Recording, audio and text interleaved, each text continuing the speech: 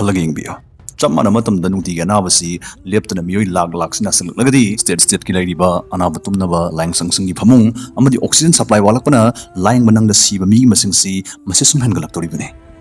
असिगुम बसलेबना तोंगान तोंगान स्टेट सिंग मिनिस्टर सिंग चाउथोक चाउन सोंथोरक्तुना चही 19 की मथक्ता लेबा सिंग फाव पाक सना टिका थातो अन्नबा प्राइम मिनिस्टर द तक्सिन महौख्रबने असिगस्ती अखोइना तंगाई फदना खंगदबा यादबा अदुगुम टॉपिक अमने COVID-19 second wave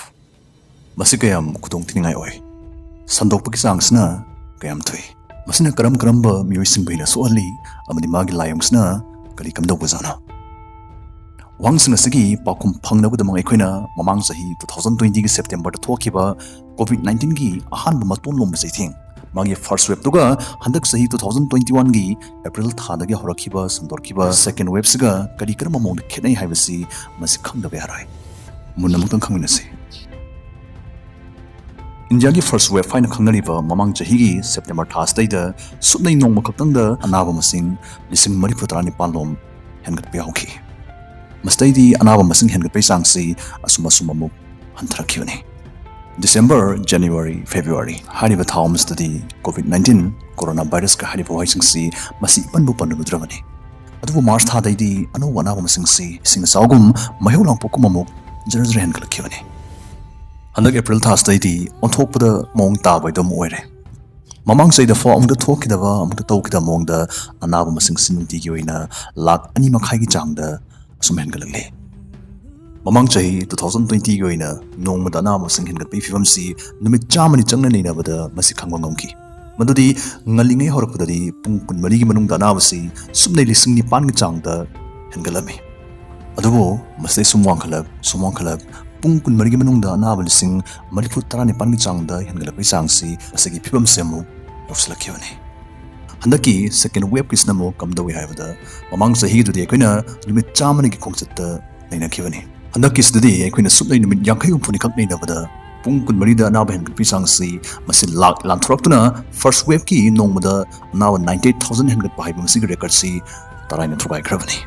हौजब उसकी ओइना अनाब मसिंगसि नुती की ओइना लाख अनि मखाई की चांगदा हेनगलगले मतांगसते कोइना खंगबा याबसि मैक्स म्यूटेट तौखिबदै हेन स्मार्ट ओइरे अतेन ममदम खरदा लेना सि थुना यांगना हाना अमुद थोखिदरे मोंगदा संदोकपा ngamle खोंजल यांखन संदोकपा ngamle हाइबसनि अखोय उजिक असिबरम दमुलासे ममांग सहि की ओइना पुंग कुनमरि की मनुंगदा कोपिन हाट किबा ख्वाइदि की मसिंग याम बसिबसि लिसिंग अमग चनिरो मोइकी अदुगा हंदकी सेकेंड वेव्सतना लिसिंग अमग चत्र नानखरे मसी फनोइदनसु हौजुजिकी ओइनादि ताबदा खरा खजिक नुंगाइबा पाउंग खक्तिले मदुदि अनाब मसिंग हानदे हेन यांगना संदोक्सरगसु सीबगी सांग मोर्टेलिटी रेट दी खरा खजिक हंथरे नोंगमदे हेनगलिबा याम खरबा अनाब मसिंगसिगा मस्ते सीरिबा सीबा मसिंगसिगा यंगनाबदा सीबगी सांगसि ममांग सहिदैदि खरा हंथरे अदुबो मसी हौजुजिकी वानी मैक्सना मु पुनोंग नौबा मोंग अमदा म्यूटेट तौकिदना सकलन होंकिदना सीबगी सांगसि हेनगललकनि हेनगलला ओइ तमंग अमदि नत्रि अमुसु लेनासना संदोकपै खोंजिल यांखलक हाइबसना अखोइ लेबाक्सि यागी मति खुदोंग तिनिङाइ ओइबा फिबम अमदा थमना हाइबदु मखातरक बसरुक खमिनसि अखोइ हुजिक सकलन होंगाबा सेकेंड वेव की मैक्सना करम मियोइसिंगदा सोहन बना हनमंग अमे हाइबदु मदु खमिनसि फर्स्ट वेव की मतंगदि मरोइना मैक्सना मसागी चही यांखै मतक लेबा मियोइसिंगदा हेना लांदारमने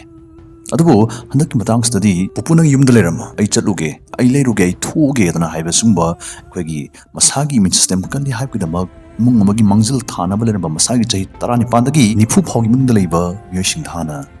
जरा संतोरखि नहा अहल निखाइ खाइद्र हाइबने मरमसना हानाइ फियमदा अखोइदि हनुद्रि अखोइदि नहा ओइदि काइदना कीदबा थवइदबा थौसादबदु हंदकी मतंगसदि तौबिरन हाइबने हंदकी COVID-19 सेकेंड वेव्सना ख्वाइदगी हेनेना सोहलकलिबा लांदारकलिबा स्टेटसिंगसेसु चममाने हाने फर्स्ट वेवना ख्वाइदगी हेनेना सोहनखिबा लांदाखिबा स्टेटसिंगदुने वफम स्टाबदा कनागुमना सुमना खले यमदुदि कमदों लोइथोंलिबा अनाब मसिंग ख्वाइदगी यामना लेखिबा ख्वाइदगी हेनेना सोखिबा मफमसिंगदुना मैक्सदगी ngakthoknaba अखोइगी एंटीबॉडीसि मसि ख्वाइदगी मसिंग यामना सुकम थोइबने COVID-19 नारमगा फगतखरबा मियोइसिंगदुगी हक्चांग COVID-19 हारिबा लेनासिबु नाहलिबा SARS-CoV-2 हारि मैक्सदगी ngakthoknaba एंटीबॉडीसि सुंगदुने यावजरिबने antibodies yauna ten khraba madam kristida mato karamna hariba first wave na su khwaidigi iheni na suan ki state singsda chap manana muksu second waves na iheni na su alak libanu haiba masigi wafamsni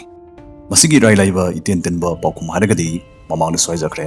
virus mutate tokre haidi mahiksi anoba masak mawng mada hongkre mana hingduna leibai lambisi masa marong phandokre masana khengatkre manamsla hanagi ariba mahiktuna nakraba masada antibodies su yaujariba misinga su anoba mahik amagum hanjinduna reinfect tawba hanjinduna nahanbasi masingam dibani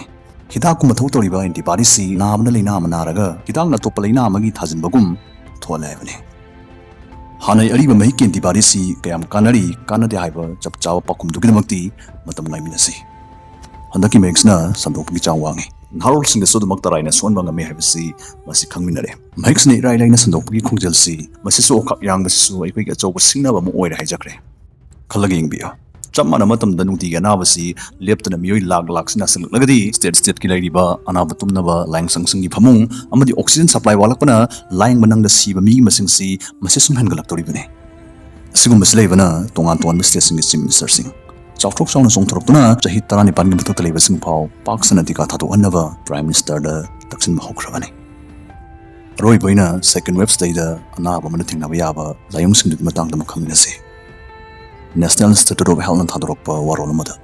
andaki maxna na hanba ana ba tang khai madi oral symptoms chin lai da thoidok pa layung sing gi hairi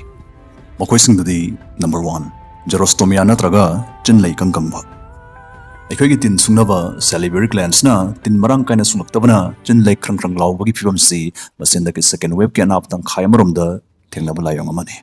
ꯃꯍꯤ ꯃꯅꯥꯏ ꯏꯁꯤꯡ ꯊꯛꯄ ꯋꯥꯠꯄ ꯀꯥꯂꯦꯟꯒꯤ ꯃꯩꯁꯥ ꯑꯃꯁꯨꯡ ꯊꯣꯏꯗꯣꯛꯄ ꯍꯤꯗꯥꯛ ꯂꯥꯡꯊꯛꯀꯤ ꯁꯥꯏꯗ ꯏꯐꯦꯛ ꯑꯣꯏꯅ ꯆꯤꯟ ꯂꯩ ꯀꯪꯕꯁꯤ ꯃꯁꯤ ꯊꯣꯛꯍꯟꯗꯕꯗꯤ ꯅꯠꯇꯦ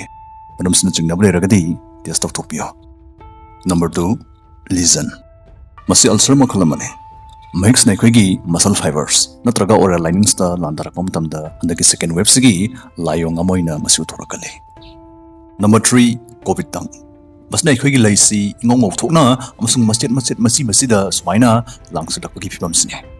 masai gi ꯑꯩꯈꯣꯏꯒꯤ salivary gland na tin marang kaina puthoktuna ꯑꯩꯈꯣꯏꯒꯤ sin ꯂꯩꯁꯤ thoidokba bacteria singdagi ngakthoklamadu madu hek lep thokthokibada masigi phibam suirakali number 4 China da pangthokhiba study amagi matungina conjunctivitis mitsi parp na ngangslakpa mareng chatpa pi tawasisu covid-19 infection gi layong oibe yai tin phutokli mayamna hanadi khangnaraba layong singsu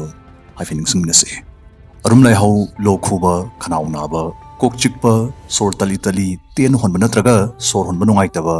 manna mahau manglakpa hakchang thindokpa tongsa chikpa asina singbane